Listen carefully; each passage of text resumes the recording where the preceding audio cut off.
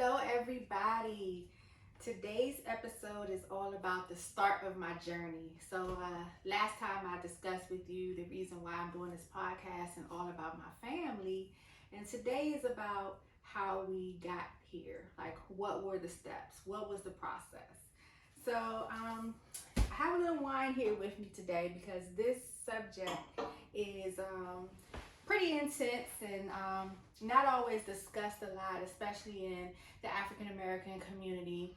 And what I'm speaking of is IVF, known as in vitro fertilization, which is the process that I use to go through to have another child, which actually turned into two babies. So, just a little bit of background on me. I do have five biological children, as I told you, which includes Harper and Hayes. But when I met my husband, I had already had two wonderful girls, and we decided to have a child together and continue for our family to grow. I got pregnant the natural way with Jada, my 14-year-old, and during my pregnancy, I want to say around like 5 months, between 4 and 5 months, I ended up started having issues with my breathing and just not feeling right. And this pregnancy wasn't like the other two pregnancies that I had. So I knew that something was off, something was different, and something just was not right. So I went to the doctor, my OBGYN at the time, and she said, you're not that far along in your pregnancy where your breathing should be impacted like this. We got to get you checked out. So I ended up going to a cardiologist, and they did all this testing on me, and come to find out, they said I had like a cardiac arrhythmia / mitral valve prolapse. So basically my valves were not opening and closing properly. So what was happening was fluid was starting to build up, and so it was affecting my breathing because my heart wasn't functioning properly. So I ended up going on two different types of medication, one to regulate my heartbeat because my heartbeat was starting to beat too fast, and then the other was to keep the fluid from building up around my heart.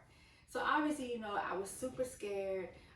At that time, I was still working for the company I work for now, but just in a different position, and it was a more physical position. So I had to stop working, and I had to basically sit at home on sick leave, not bed rest, but just sit at home and go through my pregnancy, with seeing doctors.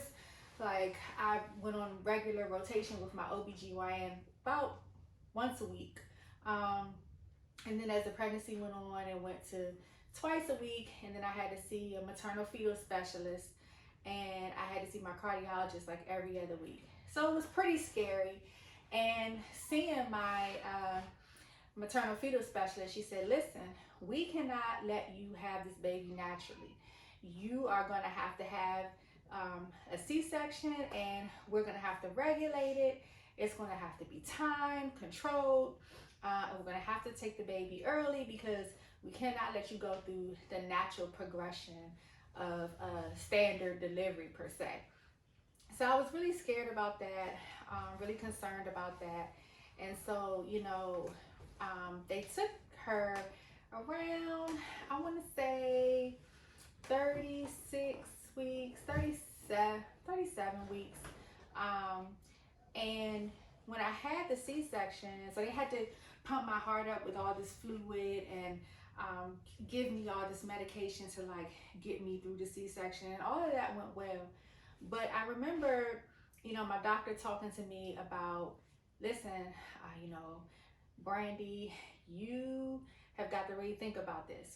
I think you need to get your tubes tied. You shouldn't have another child. You can't have another child. If you have another child, quite frankly, it can kill you. We are so glad that we even got you to this point because we didn't know what was going to happen to you or your baby. So we think you should make the decision. So I talked to my husband. I talked it over with my mom and some of my friends. And I think when you're in the moment, at that time I'm like, I ain't having no more kids. This will be I had my bonus daughter, I had my 2 daughters. So now we're talking about 4 girls that we're gonna have. I'm good. We don't need any more kids. We're good, we're good, we're good. In that moment, that's how I felt.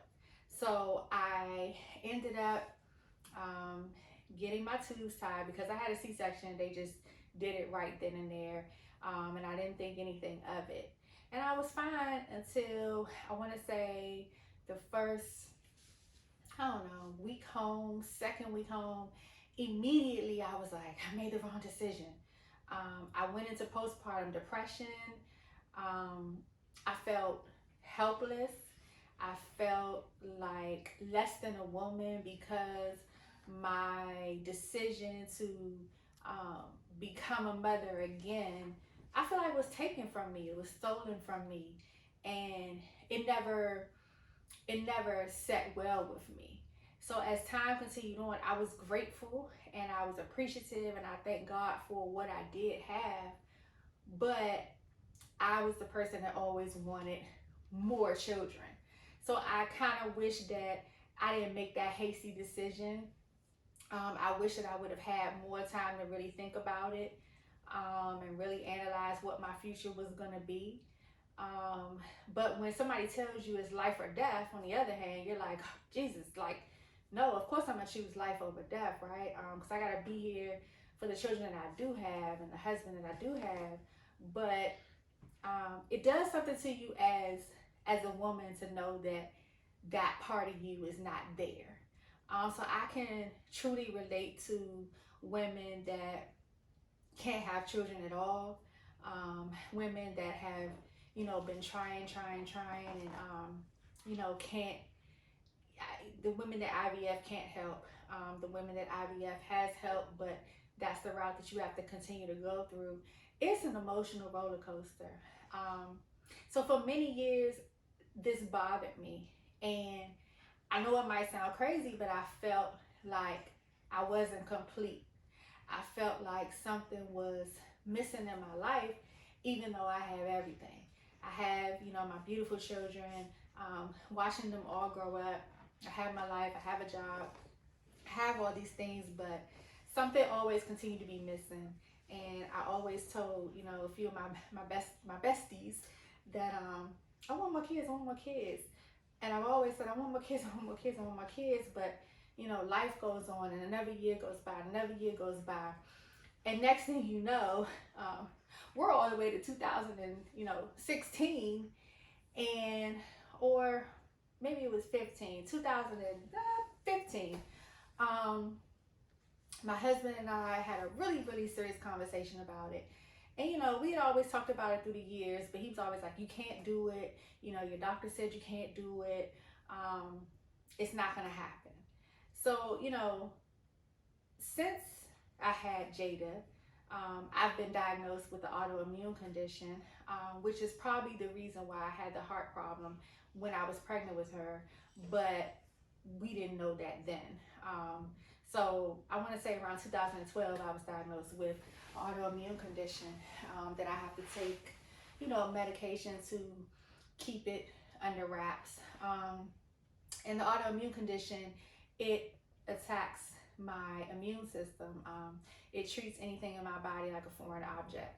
So it's been pretty rough to deal with, but it's been managed, and I've been in remission, and I have been good, and I'm good now, and I have been good. So I went to my doctors in about 2015, and I started getting clearances. I went to my rheumatologist, and she did a whole workup on me, and I said, listen, I think I want to try to have another child. I'm gonna have to go through probably IVF or tubal reversal, but I just want to know what my options are. I want to know what you think. Do you think that I can do this, medically speaking? Am I gonna be okay? So she said, listen, you've been doing good. We're gonna run these tests on you. We're gonna see where you are. If everything looks good, then I don't see why you can't. You need to stay on your medication. You're gonna have to come to me more regularly than you have been, but I think that you're gonna be okay. So I was like, yes, like, one doctor down. Next one, I had to go to my cardiologist, who I absolutely love. I had to go to him, and he took me through some rigorous testing. He did some workup on my heart, some blood work, and all that kind of stuff. And he said, "Listen, you got a slight heart murmur, but your blood is flowing correctly. Your valves are, operating properly. I don't see any issues. You'll have to come to me more. We'll have to manage you. But I think that you can do it. You're healthy right now, and I'm gonna give you this clearance." So I was like, yes. Okay, so that's the two doctors down that were the most important, that were like, hey, you're on. And then I went to my regular gynecologist, who does, he doesn't do OBGYN anymore. He doesn't practice that anymore. He he just does standard gynecological care. So I went to him and I just talked it over with him, like, what do you think? Should I tie my tubes? Untie my tubes. Should I get my tubes untied, which, if you don't know, requires a surgery for them to go back in and do the reversal? Or should I do IVF? Both of them are expensive, so, what do you think? I know you guys hear those kids in the background. So he said, listen, Brandy, honestly, I don't think you should do tubal reversal surgery because your tubes could be damaged. We don't know what that would look like for you. And it's a higher risk of it not working. It's a higher risk of potential miscarriage, just tube damage. I don't recommend it. The healing time, and then waiting to see if you'll get pregnant, there could be blockage, so on and so forth. So I said, okay. So he said, I think you should do IVF. So I talked to one of my friends that happened to have a friend of hers that went through IVF, and she had a doctor that she recommended. I was going to try to go to Shady Grove in our area, but I didn't go to them. I ended up going to Dr. Butler, Dr. Maurice Butler, who I absolutely love, and I still talk to this day. I went to him and I had an initial consultation. Like I said, all of this was back in 2015. And in that consultation, he checked out my ovaries, and, he just got a little bit of the history. And he was like, I told him all about my autoimmune condition. I told him about my past pregnancy and what went wrong, why I tied my tubes. And he was like, listen, if you have the clearances, we can do this. So I said, okay. He said, I need you to bring your husband back in. We need to, run genetic testing on you, genetic testing on him. And, we need to talk about, do you want a fresh transfer or a frozen transfer? And, he walked me through the whole process of, listen, this is how this works. This is what it looks like. He pulled out pictures of embryos and eggs and all this kind of stuff. And I was like, whoo, listen, if you don't know your body that well now, going through this process, you'll learn your body. So I learned how every part, helps the other part, and what it takes and what it works and how it works and the timing of everything and ovulation, this and that. And it's so much and it's mind-boggling, and it was a lot to take in. So, when he said fresh transfer, a fresh transfer is, okay, they put you to sleep, they remove your eggs from you, and then the next day or day after, you go right back in and you put the eggs back in. You put the embryos, you fertilize the egg and then put the embryos back in. That's a fresh transfer. A frozen transfer is, they put you to sleep, they take the eggs, and they go through the process of fertilizing the egg, and it becomes an embryo, and they go through that process, and then it's frozen. The embryo is frozen, and then you decide when you want to get the transfer done. So, fresh was a little cheaper, frozen was more, But all of it was expensive. We talking about 12 grand to 15 grand to 16 grand, 17 grand, whatever. All I know is that it was more money than what I had. And I had to think about all of that too. So I went home, I talked to my husband. Imagine trying to come home and tell your husband, babe, listen, I want to have another baby, which is going to cost us a lot of money to do. And the baby costs a lot of money. Like having a child costs a lot of money. Like this is a lifetime expense for the rest of our lives. So try coming home and telling your husband that. Woo! Let me tell you something. This glass of wine that I'm about to sip, I needed it. I needed it. He's looking at me like, what? Let me get this straight.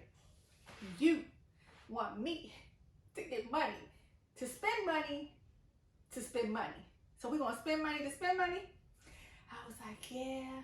And I went through the whole spiel of how I've been feeling and all of that. And he understood. He said, I know that this is something you've been wanting. And honestly, I wanted to. So let's figure it out. We'll get the funds together and, we'll go through with it. So I was like, yes. Okay. So got that part down. I was like, sheesh, Lord Jesus, thank you, Jesus. So we went back to Dr. Butler together, and they went ahead and did blood work and stuff. And so they test for like all different genetic things that anything could be wrong. So we had to wait for the genetic, test results to come back. But, Dr. Butler talked to him about the process and what he needed from him, which was his sperm. So, now this is funny. So he had to schedule a day to come back and give his sperm. So let me tell you something. My husband is not into watching magazines, looking at magazines and stuff like that to get him all excited and aroused or whatever. So he's like, babe, I come in the doctor's office and they're like, all right, so you're going to come back in this room and we'll give you plenty of time, however much time you need. And he said, he gets back in the room and there's all these magazines with, a bunch of white women in it. And he's like, what am I supposed to do with this? Like, how am I supposed to do this?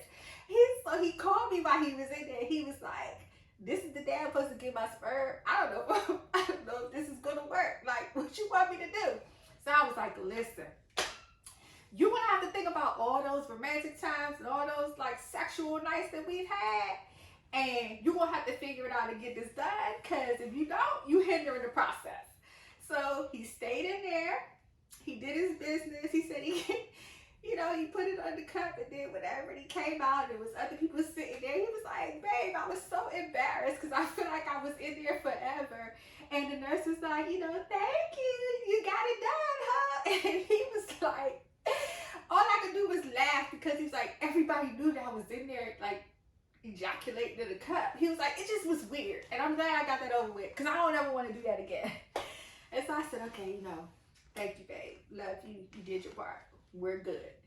So they tested his sperm to make sure there was no abnormalities and things like that. And, there were not. So Dr. Butler was basically like, listen, you're good to go. You're going to, make your payment for your frozen, because I decided to do a frozen transfer. The cost of medications is going to be anywhere from like $2,500 to $4,500. So I had to prepare to pay for the cost of the medications, which is the shots and stuff that you have to give yourself. And, so we discussed all of that and I had my plan. And then I said, okay, we got to talk about time frame. So I said, listen, I'm thinking that I want to get through, get through this summer. So at the time when we went for the consultation and all that, that was back in like, probably like right before the beginning of the summer. And we were doing our vow renewal for 10 years in October, and we were going to Turks and Caicos. Now, during this time, right, this is when the Zika virus was out. And this was like pretty serious, right? Like, I hope you guys know what the Zika virus is because it still exists. But it's basically a condition where babies were born because of a mosquito bite with the mother and the transmission to the fetus. The babies were born with super small heads and abnormalities and brain deficiencies and things like that. So I was really scared about that. I was like, it seems like every year when people are pregnant, there's some type of epidemic, pandemic, something going on that can alter a woman being pregnant. So I was really, really, really concerned and genuinely scared about that. So I said, you know what? Let me just get through the vow renewal, and then, let's figure out this Zika thing, because I know mosquitoes are going to be in Turks and Caicos. Let me come back. Let me make sure that, I don't have the Zika virus. And then I think that'd be the best thing to do, is to start after, the vow renewal. He was like, yeah, that's the best, because you don't need you traveling during the process of certain processes. It's best for you to just be here. So, excuse me. I said, okay. So, went through my vow renewal. Everything was beautiful. Went to Turks and Caicos. Woo, woo, woo, woo. Had so much fun. Came back and was like, all right, at the start of the year, we're going to get this process started, and this is going to be good. We're going to roll right into it. So I called Dr. Butler. I set it up for a March time period that we would start, and I would come, get the medications and all of that. So I came into my appointment, and the nurse that I had, she, showed me how I would have to give myself shots, okay? So if you're somebody that's scared of needles or has a problem with needles, it'll be hard for you to do this process. I'm not scared of needles, but we got like a love-hate relationship right now, but I ain't scared of them. So I learned how to give myself this shot, which was in my abdomen, and I had to give myself shots like twice a day. It was like a 2-week time period, and it was very specific, like a certain time in the morning I had to do it, and a certain time at night, and I had to stick to those time frames, because everything about this process is all about dates and times and all that stuff, so that it all, makes sense. So I said, okay, I learned how to do that, came home and started giving myself shots. I actually documented the process of me giving myself shots every night. And I swear I looked like a punching bag on my abdomen at one point in time. I had so many bruises from, shot here, shot here, shot here, shot here. And I think I was running out of places to give myself a shot at that wasn't sore. But I went through the process because I knew that the end result was going to be something so amazing and something so beautiful. And it was something that I was yearning for so long. So all of the hormones and all of the emotions that I was going through, because those medications really, really, really make you a little hormonal, moody, up and down, all that kind of stuff. And I really didn't share with too many people what I was doing. I did share with my mother. I shared with one of my aunts. I did not share with my children, so they had no idea. And I did share with a few of my friends, what I was doing. But I kept it really low key, so not too many people knew. So it was a lot trying to hold those emotions in and just, going through the process. And I remember one time that my daughter Jada had a dance competition, and it was a dance competition, and it was running late, and I was like, oh my God, the time. So I remember telling her, I'll be back. And I had to go in the car and sit in the car and give myself a shot in the parking lot, in the car. There was another time that I was at a concert that my company had gotten tickets for, and I went with my mom, and while we were up in the little booth area, whatever, I had to be like, oh, I'll be right back. Had to go in the bathroom and take out my little kit, and I had to give myself a shot at the concert. There was another time that I was at the movies with my girlfriends, and I don't even remember what movie. Maybe it was a girl trip. I don't know what movie it was, but I remember stepping out of the movies and having the shot in a little refrigerated bag, and going and giving myself a shot in the bathroom in the movies, going in the stall and just doop, doop, and coming out. And all of that is insane, really. But you do what you have to do to get to the end result. So it's what I did. But I will say that it's a lot. So once I went through that phase, I had to have something called a trigger shot. Now, the shots that I was giving myself was basically trying to boost up my hormones and stuff to be able to produce the follicles needed to create the egg, right? So when you ovulate, you produce follicle, but you need a certain amount of follicles to go through IVF. So um, the trigger shot is a shot that they tell you that you have to give at the exact time of day they tell you. It goes in your ass cheek. You know, basically somebody else has to give it to you, and it has to be done. And then right after that, you know, the next couple of days they monitor you to see how many follicles have produced, because you now gave the trigger shots. You've now triggered your body to say, all right, let's give these follicles so we can give these eggs. So this particular day, my husband had to do it. And boy, it was just crazy. Let me tell you, this needle setup was like really, really, really weird. It wasn't like the needles that I was used to using. And so the way I had to put it together, I felt like we wasn't doing it right. And I was just so upset and so nervous. I remember shaking like, oh my God, you got to get this right. I was about to go to my mom's house and have her give me the ass shot. But he ended up giving it to me, and we laughed about it after the fact. But I was so paranoid, like, did you get it right? If you didn't get it right, I'm gonna kill you. Like, this is the one time, like, you can't mess the trigger shot up. You mess the trigger shot up, you're done. You gotta start all over again. And I was like, we have to have done this right. Like, we do this. So, and the next couple of days, you know, they have you come back to the doctor, back and forth, like every other day or so, to check the follicles and make sure. And then once it gets to a specific point, that's when the doctor's like, boom, all right, we got to get the egg retrieval. We got to put you to sleep.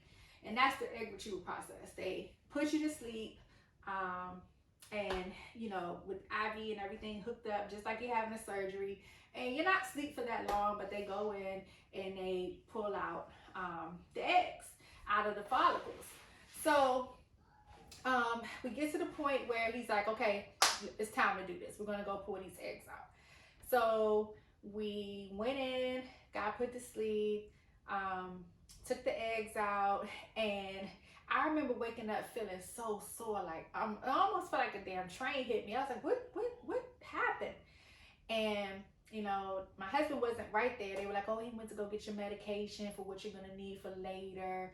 And I'm like, okay, cool. So he said, well, let me tell you something. You know, you like the Easter bunny? Because this was around like Easter or close to Easter. And I was like, what you mean? Girl, you had like 22 eggs. I said, what? Little old me? Are you serious? They're like, yeah, you got like 22 eggs. I was like, shit. I always knew I was fertile though, but damn, like, that's pretty damn good. Because I think at the time I was like 38. The older you get, the less eggs you have to work with. That's why time is not really on your side as a woman when you're going through the childbearing ages, because it's all about how many eggs you can have and produce. So that was good. So, you know, I went home. Dr. Butler said, all right, we're going to call you. I'm going to call you every day. Every day I'm going to call you and I'm going to tell you how many made it. So when you go through this process, there are a certain amount of eggs that just won't make it, right? So once they fertilize it, once they fertilize the egg with the sperm, it becomes an embryo, and they're not all gonna make it, or they're gonna be damaged. They're not gonna be good. They can't fertilize them. So I lost some along the way, but you know, at the end of the day, all you need is one good embryo, right? But the more embryos you have to work with, the better the outcome for you. So I ended up having, I think every other day he called me and I dropped some off. We needed to get to day 6. So by day 6, I had 11 embryos, 11 perfect looking embryos. So these are 11 embryos that have all the good markings of this is going to be a good baby. This is going to be fine, and these can go inside you and they can attach to your lining, and you're going to be okay. So I opted to get the embryos tested because, again, I was older and I want to know what I'm working with, because It's a lot of time and it's a lot of money, and I want to know. And so we also wanted to have a boy. So when you can get the test done, in order for them to tell you if the embryo is good, that's how they're able to tell you the sex of the embryos, the X and Y chromosome. So I sent it off to get tested. They sent it off to get tested. I paid for it. And gosh, it was a lot of money. It's like $150 per embryo for like the first 6 embryos. And then after that, it was like $100 per embryo. And I had like 11 embryos. So that was a lot of money that I had to pay for, but I felt like it was well worth it. So I got the call back. The doctor called me in. He read the report to me and he said, all right, out of the 11 that you had, 4 are good. You have 2 boys and 2 girls. I said, okay, so when we say good, good means they all look good, but some of them were missing chromosomes. I didn't have any that would cause like Down syndrome, but there were other different things that were wrong. And basically it wouldn't evolve to a pregnancy. I would have miscarried or it wouldn't have attached because it really, even though it looked like a good embryo, it wasn't a good embryo. So I had 2 boys and I had 2 girls. I was ecstatic because I was like, huh, I only need 1. I just want 1 boy and we good to go. And so, you know, the doctor said, okay, now you got to make your big decision. You got to tell me, do you and your husband want to put 1 embryo in or do you want to put 2 embryos in? Now listen, guys, in IVF, you always run the chance that you can potentially have multiples. You can have twins, triplets, quadruplets, so on and so forth.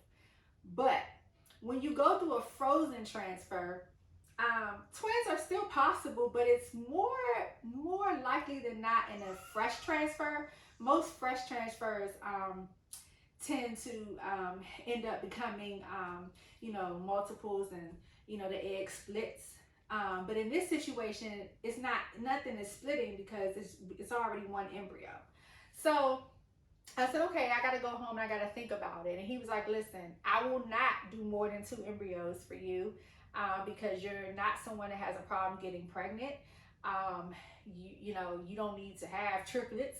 And really, I don't think you need to have twins because you do have a health condition. So I think you should just do 1, but I will do 2. Obviously, the higher you go as far as the embryos you transfer, the higher the chances of you becoming pregnant are. So one shot, two shots, and so on and so forth. So I said, all right, I'm gonna go home and talk to my husband, and you know, we'll decide what we're gonna do.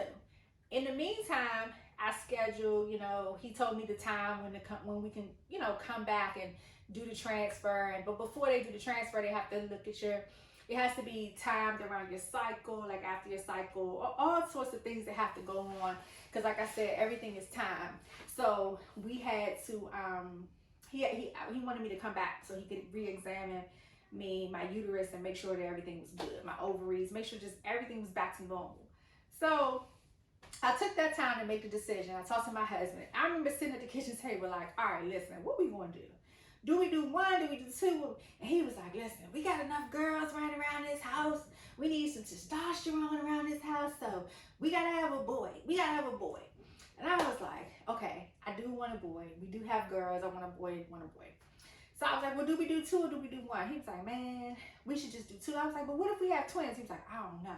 I can't see us with no twins. Can you see us with twins? Like, for real, Bernie. Like, I can't even believe that we trying to have another baby, period. We done waited all this time. And, you know, now we want to, you know, could possibly have twins. And I was like, yeah, well, listen, this is what I think. Let's just put the 2 male boy embryos in, and I don't think 2 are going to take. So let's just do it. Let's just do 2 so we can get the 1. So he was like, all right, bet. That's what we're going to do. So I called Dr. Butler. I told him what the plan was. I had my appointment to come in. I did my uterine check. And then what happens? It's always an obstacle. It's always something that has to get in the way to deter you from what you're trying to do. And, you know, you have your time frame of what you feel like should happen. But God has a whole nother time frame for you. So that's why I'm like, making plans sometimes always doesn't work. Because if it's not in his will, it's not going to happen when you want it to. So, in that appointment, he said, we're not going to be able to do the transfer right now. I said, what do you mean? We're not going to be able to do the embryo transfer. Brandy, you have a polyp. You have a uterine polyp in your uterus. I was like, what? What do you mean? He was like, you have a polyp in there. We got to get it out. It's a nice size. And, when you're trying to get pregnant, you can't have anything that's going to hinder your lining. Your lining in your uterus is needed so that the embryo can attach to the lining and be a viable pregnancy. He was like, I will not do this for you and have any obstacles in the way. We got to remove it.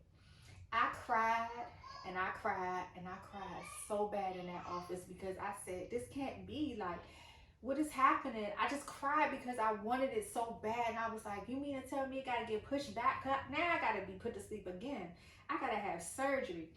I got to make sure when he takes this out of me, he doesn't scrape, anything in my uterus. And I didn't think that he would, but it's a thought, right? I got to heal. Then I got to go through a whole nother cycle of, a menstrual cycle. I'm like, really? Like this? So this is setting me back and setting me back and setting me back and setting me back. And I'm just like, so I was so upset. I cried, got it out. Not to mention, my husband had to go work overseas. At the time, the job he was in was taking him back and forth overseas for traveling. So he had to go back overseas. So how we had timed it, he would have been here for the transfer and everything, but it just didn't happen that way. So he had to go, and they scheduled the surgery, and one of my coworkers was like a big sister to me. She took me to the surgery, and I was put to sleep that day. The surgery, went well. I think I was out of work for like a week. I was in a lot of pain in my uterus, and I got well, but I was just still like upset because it didn't happen on my time. So then once I got better, went back, okay, next cycle, we're gonna do this. If everything's good, we're gonna do it. So this time, everything was good, and my husband couldn't be here for the transfer, so my mom had to go with me. So we get down there, and they're trying to put the whole process of doing the transfer. You're awake for that, but you got to drink all this water the day before. I mean, that morning before, hours before, whatever. You're like bloated. Like, I woke up, I'm drinking all this water, and I'm like, Jesus Christ. And it hurts so bad. You ever have to pee really, really bad, and you hold it because you can't find a bathroom? That's how I feel. But it hurts real bad because there's nothing you can do. And you need to hold it all in because you need a full bladder for them to transfer the embryo through a catheter, to your uterus. That's how they do it. So we went through the transfer. The process doesn't necessarily take long, but it's so meticulous, right? And he got to make sure that he gets it in the right spot. So I'm watching on the screen, and boop, shoots one embryo, and boop, shoots the other. I'm like, okay, now we just got to go home and wait for the embryo to implant, and, go back and, in a couple days and see, at the end of the week, whatever, see if you're pregnant. So some days went by. I done bought, like, I ain't lying to y'all, I done spent so much money on home pregnancy tests. I should have bought stock in the amount of first response pregnancy tests that I bought, okay? Me and First Response, we were best friends. So I didn't want to wait. They tell you, don't test yourself. Don't test yourself. Just, wait and come back and let us do our pregnancy test. I ain't listening to that shit. I tested myself. I tested myself out the first couple of days, and that thing was positive. Now, the line was real faint. So I was like, maybe it ain't true. So what did I do? The next day, test myself. The line got a tad bit darker. I was like, oh my God, I think I'm pregnant. I think I'm pregnant. Next thing you know, next day, test myself. The line got a little darker. By the time I went back in to take the test, that line was dark as hell. I was like, oh, I'm pregnant. Oh yeah, I'm pregnant. I was so excited. I went to Dr. Butler's office. They did the blood test. They called me back the next morning and was like, oh, you're pregnant. I was like, I know. And then, they tell you like what your HCG count is, and a certain level of your HCG count is good because that means it's a viable pregnancy. So I had a really high HCG count. Sometimes the HCG count can let them know that if it's multiples in there, but sometimes a real high one could only just mean one. So I didn't really go by that. I just knew at least I had a baby in there. So I had to wait a little while. And I started getting a little pregnancy symptoms and feeling sick as a little bit of time went by. And then I had to go in and have the sonogram done. So I went in with my mom, did the sonogram, and all these things are things when you have a natural pregnancy you don't necessarily think about, because when you go to your first sonogram and it's a natural pregnancy, you're just like, oh, it's a baby there. But for me, I'm thinking about, is it going to be a fetal pole? Is it going to have a stem? Is it going to be attached right? I'm thinking about all these things because of the science of everything that I learned going through the process. I knew what it really took to be a viable pregnancy, and that's really what I was concerned about. So go in there, he's like, oh, there's the fetal pole, there's this, there's that. But I'm going to have you come back, and I think he said whenever, the next week or something, we're going to check it out, check you again, blah, blah, blah. So I'm like, okay, cool, fine. So some time went by. It was time for my husband to come back from overseas. And, it was the day before he was coming back. I started spotting. And I was like, I know you can spot when you have a regular pregnancy and nothing's wrong. You can spot. So I was like, okay, this has got to be okay. It can't be nothing. Maybe it's just because it's still attaching and everything. It's going to be okay. So I called Dr. Butler. I came in the same day that I picked my husband up from the airport. I went to the doctor for him to check me because I was like, I'm concerned because I'm spotting and it's starting to be like a tad bit heavier, and I just want to make sure. So he checked and he was like, well, everything seems fine, but I'm going to have you come back Monday. Just, we can look again. But everything looks fine. I don't know why you're, spotting a little heavier, but, we're going to monitor you. So I'm scared. I'm nervous. I go to the airport. I pick my husband up. Obviously, I tell him, he knows that I'm pregnant, and he is nervous. I tell him that I'm starting to spot, and I don't know, what's going on with that.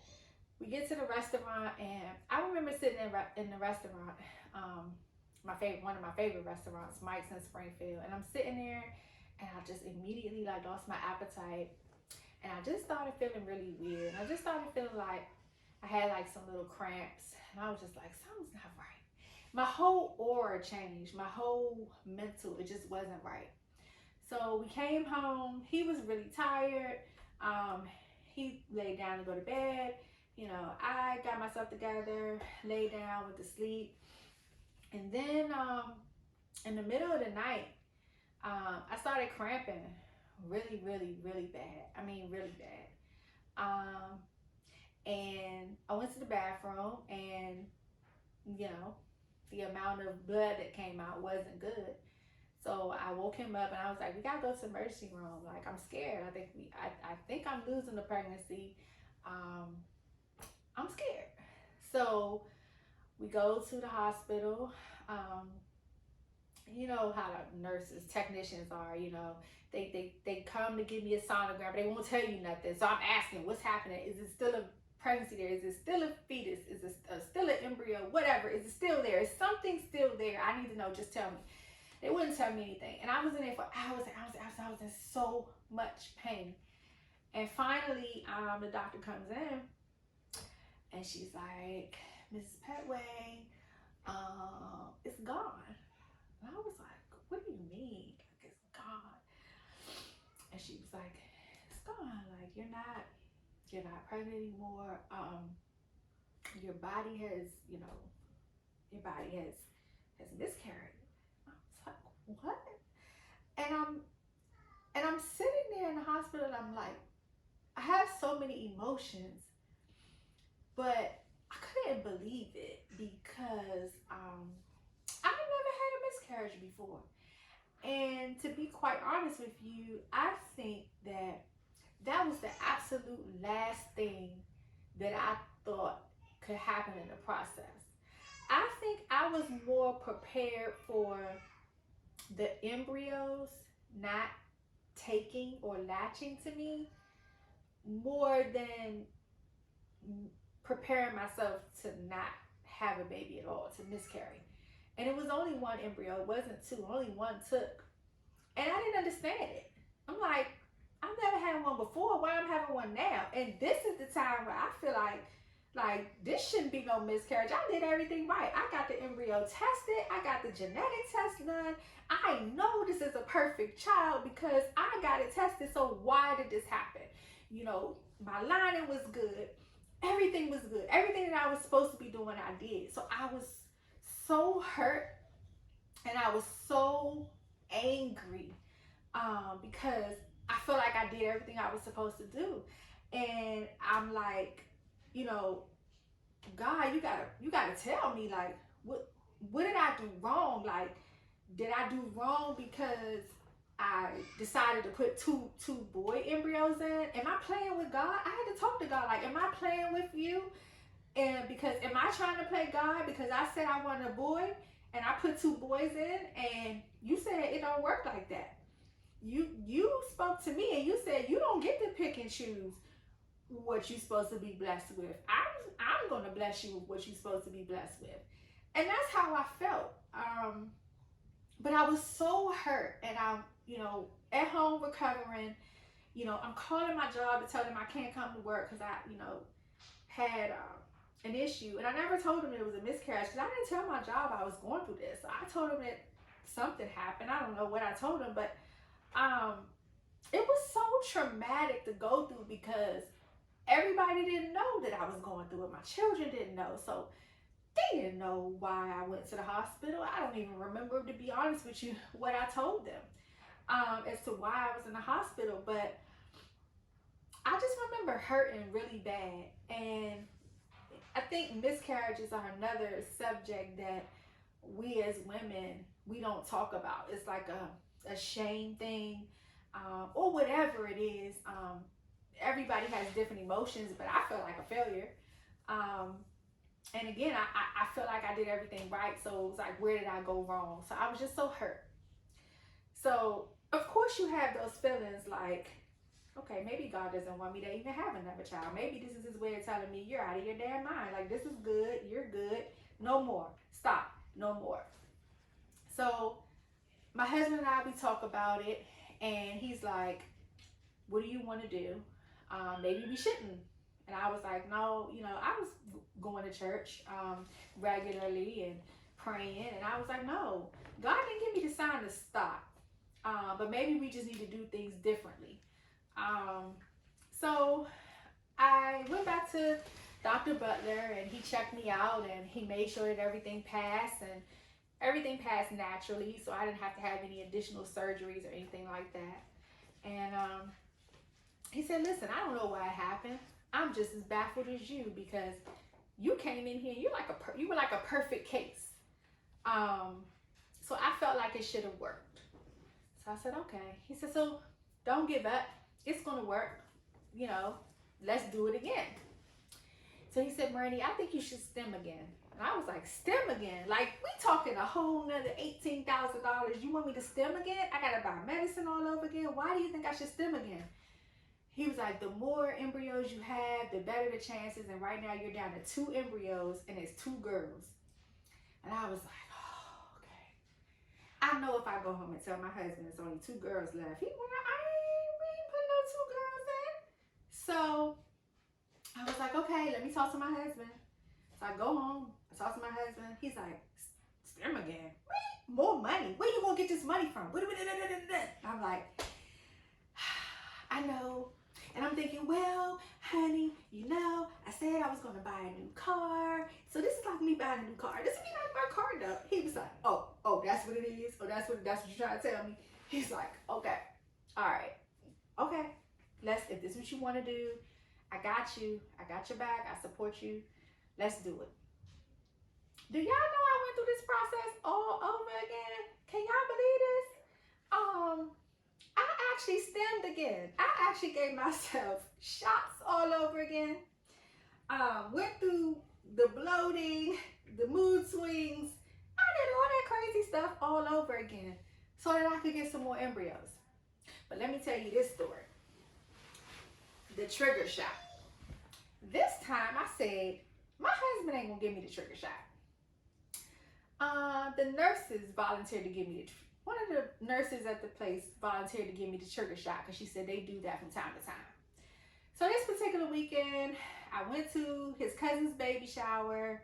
I was kind of depressed there. Can you imagine that you just had a miscarriage and they don't even know you going through this IVF thing and you're at somebody's baby shower? Let me tell you something. That's a serious emotion. I'm at the baby shower and I'm like not wanting to be there, but I'm truly happy for, my cousin, but I'm truly nervous, scared, and have my own emotions. And it's the same day.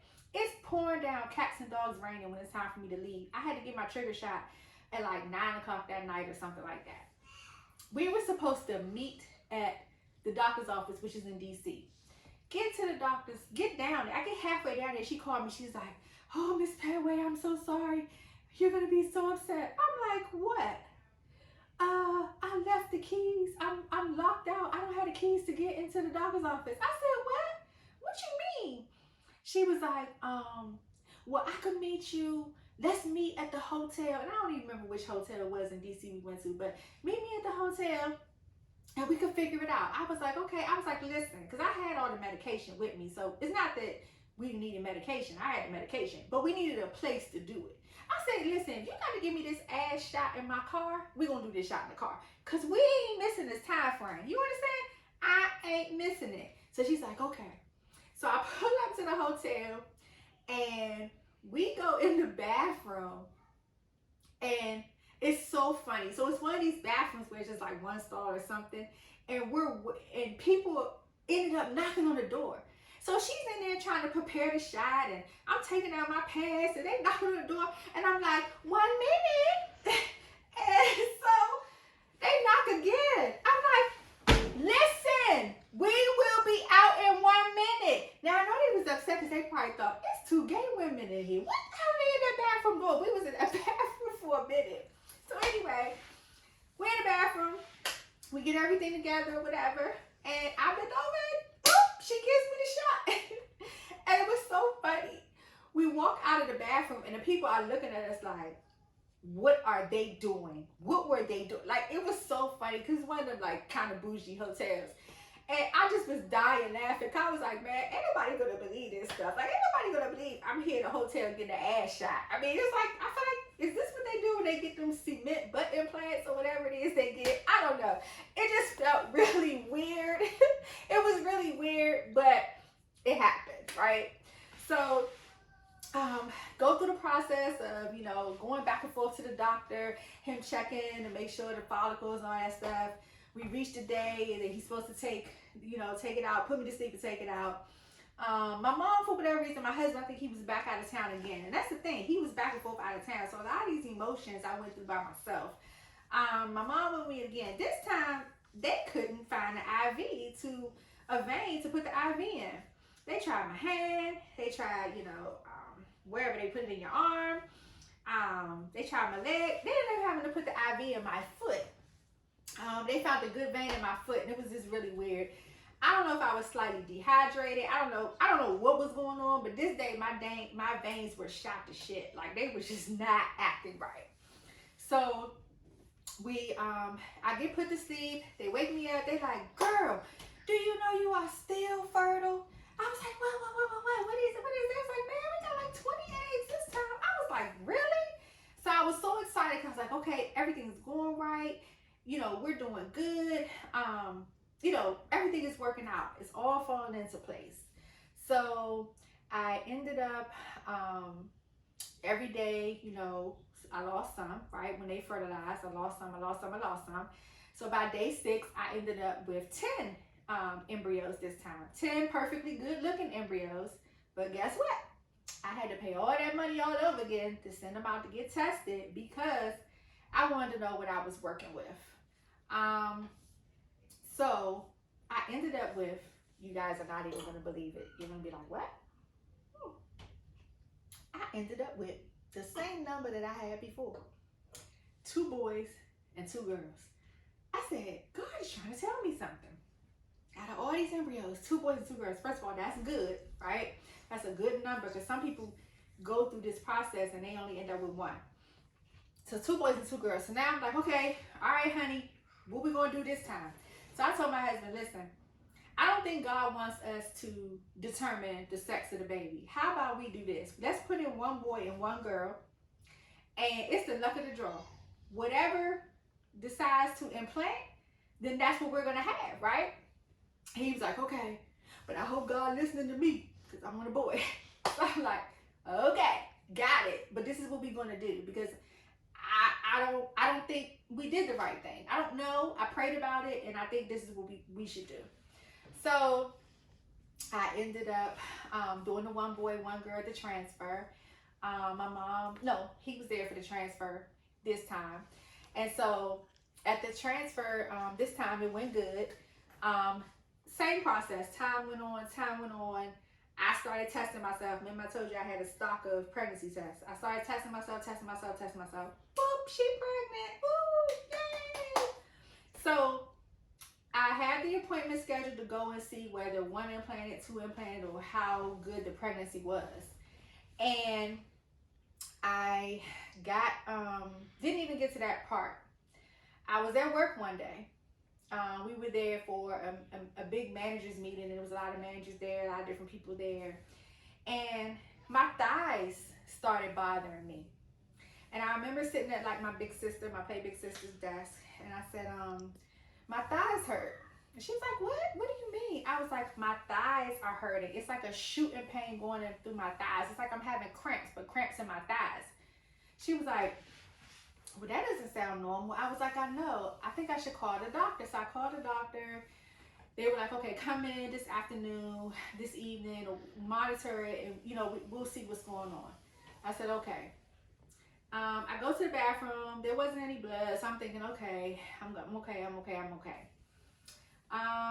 When I got home, before I left work, I started spotting. I stayed for the meeting. By the time I got home that evening, I started the process. And because I had already went through it before, I didn't even bother to go to the hospital. My husband was back out of town, and I started going through a miscarriage, and I knew what it was. The pain moved from my thighs back to my abdomen, my stomach, and I was so emotional and so sad and so just all over the place.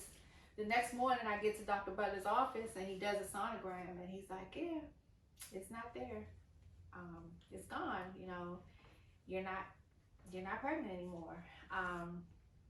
And you know I was hurt.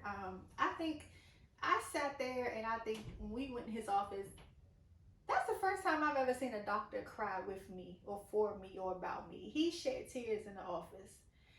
And he was like, I don't know. I don't have the answers. I don't know. I don't know how we should proceed. I don't know if we should proceed. I just don't know. I was so upset, and you know that I felt like a failure again. But I was like, again? Like 2 back-to-back miscarriages in the same year? How does that happen? Like, and how does it happen when it's a perfect embryo again? So I had to really go home, sit down, you know, talk to myself and talk to God and self-reflect. But it wasn't in me to give up. Like, I still had the fight in me, like, no, this is not how it's supposed to end. He didn't let me do this again, to come this far, to not get to where I'm supposed to be.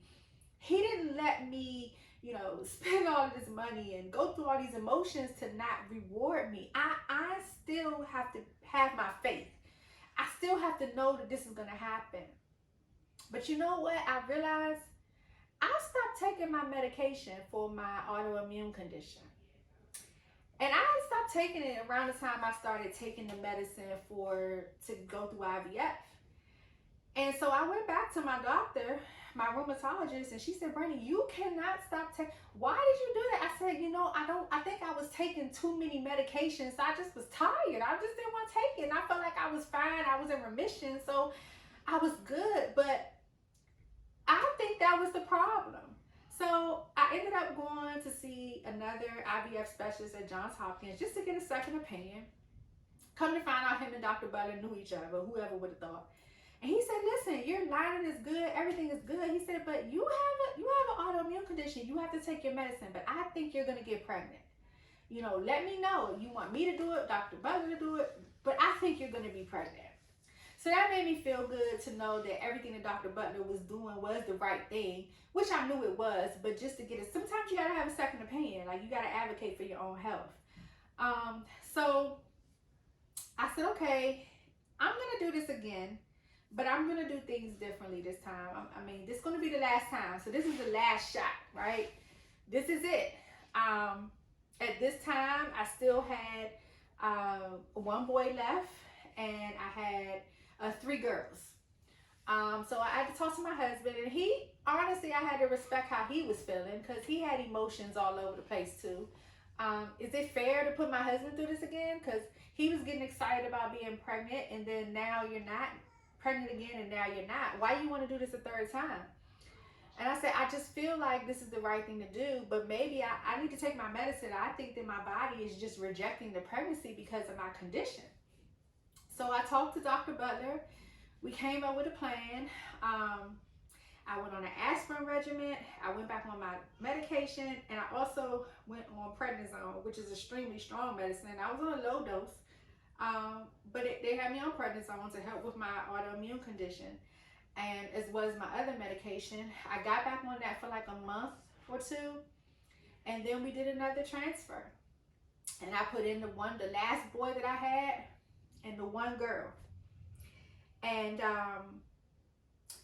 let me tell you, right before the transfer, I went and I had a Reiki session, and Reiki is like all about energies and chakras and all that kind of stuff. And, I had chakra issues in my abdomen area, and it needed to be open, and it was closed. So I went through that, and that was like really revealing for me. And the person that I went to see, she actually went through IVF herself years ago.